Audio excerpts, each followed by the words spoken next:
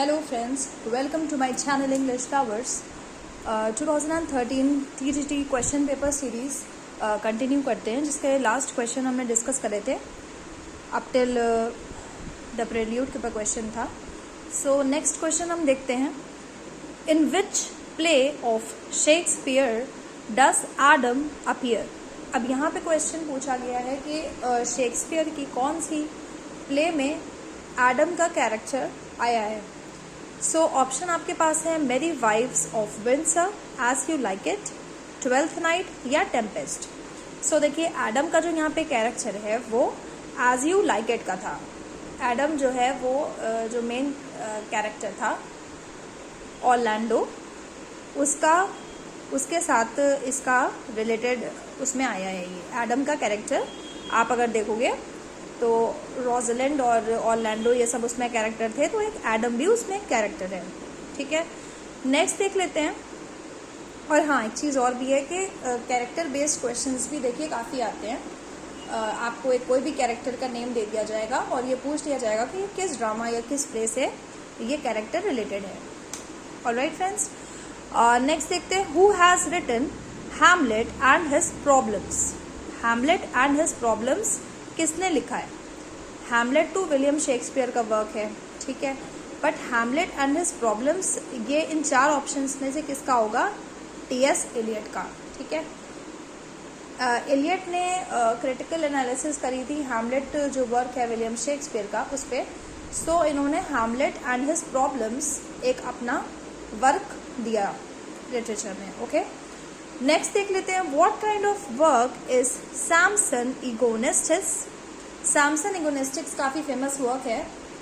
इस पे question 2 to 3 questions इसमें काफ़ी रिपीटेड रहते हैं इसमें.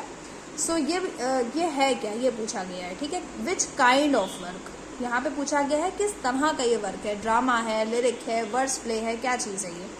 सो यहाँ पे ऑप्शन आपका राइट आंसर हो जाएगा verse play. Samson Agonistes is a verse play. Okay, next देखते हैं. What is meaning of the phrase to count upon.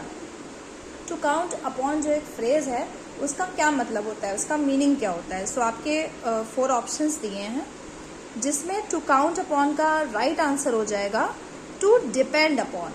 अगर आप किसी पे डिपेंड कर रहे हो, कोई किसी पे डिपेंड कर रहा है, सो डिपेंड करने को कहा जाएगा टू काउंट अपॉन. अगर फ्रेजल फॉर्म में कहा जाएगा, सो टू काउंट अपॉन इसको बोलेंगे, to depend upon. Okay, next.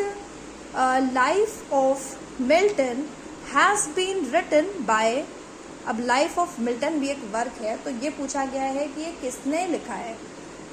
Choose the right option from the given alternatives.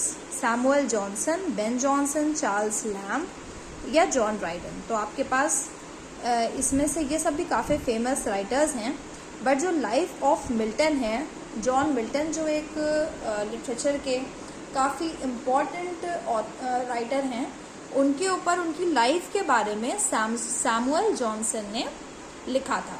ठीक है, सो अगर आपसे क्वेश्चन पूछा जा रहा है life of Milton has been written by, so the right answer will be Samuel Johnson. Okay, next question देखते हैं. Pick out the correct antonym among the following words.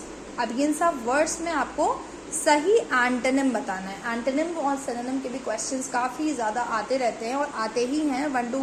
2 to 3 question synonym antonym के हो जाते हैं. Okay, opposite भी आपसे कहा जा सकता है और एंटोनिम भी पूछा जा सकता है. सो यहाँ पे एंटोनिम पूछा है. सो एपैथी का हमें एंटोनिम बताना है. Extreme poverty has reduced them to a state of apathy. Apathy अब यहाँ पे पूछा गया है कि इसका एंटोनिम क्या होगा. सो एपैथी का जो आपका एंटोनिम हो जाएगा वो ऑपोजिट पूछा है, तो एंथुसियाज्म हो जाएगा. ओके, नेक्स्ट देख लेते हैं. In which year was Justice published. Justice, as I said earlier, के जस्टिस जॉन गैल्सवर्दी का एक बहुत ही इम्पॉर्टेंट वर्क है, जिसमें जॉन गैल्सवर्दी से बेस्ड जैसे क्वेश्चंस आते हैं. सो उसमें सिल्वर बॉक्स, जस्टिस और इस तरह के उनके काफ़ी सारे वर्क हैं जिससे बेस्ड क्वेश्चंस आते रहते हैं और कई तरह से पूछा जाता है. ओके, कई तरह से. अब ईयर बेस्ड क्वेश्चन है तो आपसे ये पूछ लिया गया कि जस्टिस किस ईयर में पब्लिश हुआ।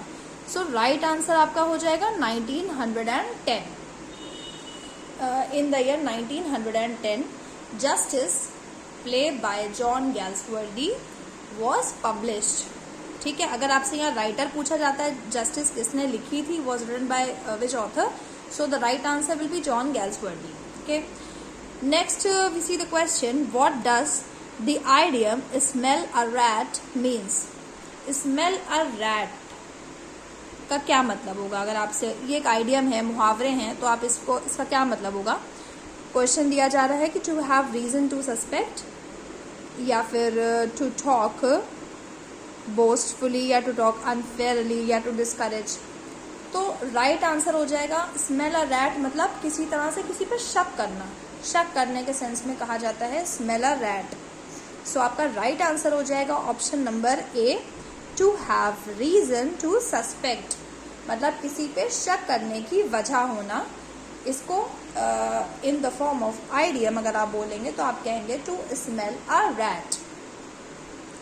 नेक्स्ट क्वेश्चन देखते हैं, who is Hamlet's beloved in Hamlet. Hamlet जो वर्क है विलियम शेक्सपियर का, उसमें हैमलेट की बिलवेड कौन होती है? सो राइट आंसर आपका, वहाँ पे जो हीरोइन थी उसका नाम ऑफेलिया था, जो सुसाइड कर लेती है। So Ophelia will be the right answer.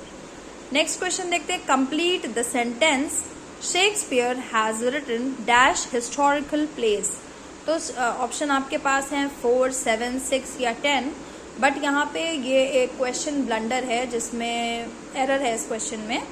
सो आपका राइट आंसर हो जाएगा 10 हिस्टोरिकल प्लेस। शेक्सपियर ने टोटली 10 हिस्टोरिकल प्लेस लिखी थी। यहाँ पे कोई भी ऑप्शन यहाँ पे सही नहीं है। अगर आपका नन ऑफ दीज होता सो आप उस पर टिक करते, तब आपका वो ऑप्शन सही होता है, क्योंकि राइट आंसर इज नंबर 10।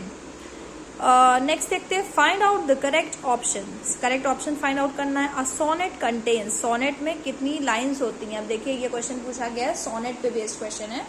सो यहाँ पे ये पूछा गया कि सोनेट में कितनी लाइन्स होती हैं। सो सोनेट में 14 लाइन्स होती हैं। Okay, so option A will be the right answer. Next देखते हैं, कंप्लीट द सेंटेंस, खुमस, या इसको कैम्यू बोलते हैं, इज डैश। ये एक राइट आंसर है मास्क। ठीक है, पैस्टोरल एलर्जी नहीं होती है, क्योंकि पैस्टोरल में थोड़ा सा विलेज साइड एरिया की बात हो रही होती है, फार्स भी नहीं है, पोएटिक लाइन भी नहीं है। So Comus is a masque. Next देखते हैं, find out the correct sentence. अब आपको यहाँ पे जो सही सेंटेंस है, जिस भी सेंटेंस में आपको स्ट्रक्चर सही मिल रहा है, उसको आप राइट आंसर पे टिक करोगे।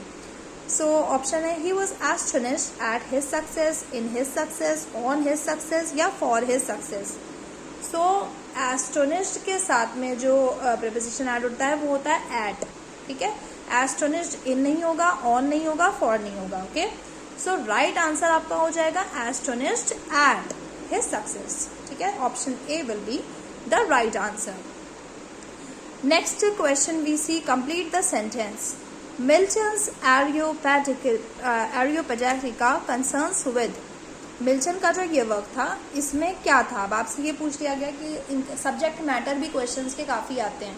जैसे कोई भी आपको वर्क दिया जाएगा, उसमें ये पूछ लिया जाएगा कि आपका सब्जेक्ट मैटर क्या है, या कंसर्न्स विद, या डील्स विद, इस तरह से क्वेश्चंस आ जाते हैं जिसमें किसी भी चीज़ का सब्जेक्ट मैटर पूछा जाता है। So right answer will be liberty of press. Press की लिबर्टी के बारे में इस वर्क में मिल्टन ने लिखा था। ठीक है, next question is complete the sentence. अब आपको यहाँ पे सेंटेंस कंप्लीट करना है। एपिफेनी, एपिफेनी या यूफनी, ये दो वर्ड हैं जो काफ़ी पूछे जाते हैं। तो यहाँ पे क्वेश्चन में एपिफेनी पूछ लिया है, तो इसका मतलब क्या होता है आपको बताना है। सो कई सारे क्वेश्चन हैं, ऑप्शंस हैं, मैनिफेस्टेशंस ऑफ गॉड्स प्रेजेंस, या मैनिफेस्टेशन ऑफ सैटन्स प्रेजेंस, गॉड की, ईश्वर की प्रेजेंस होना, या फिर शैतान की, या फिर फैंसीफुल वर्ल्ड, एक इमेजिनेशन की दुनिया की बात हो रही है, या फिर सुपर नेचुरल पावर की बात हो रही है। सो एपिफेनी का मतलब होता है मैनिफेस्टेशन ऑफ गॉड्स प्रेजेंस। ठीक है, गॉड्स की प्रेजेंस की बात हो रही है। ओके,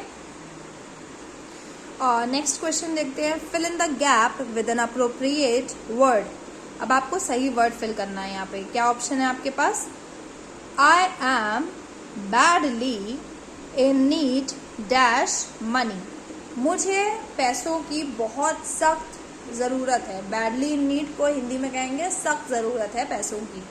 सो आप इसको क्या बोलोगे? आई am badly in a need of money. आपका राइट प्रपोजिशन जो यूज होगा वो होगा ऑफ। विद नहीं होगा, फॉर नहीं होगा, ऑन नहीं होगा, ठीक है? Of money. I am badly in a need of money. Okay, so friends आज के लिए इतना ही।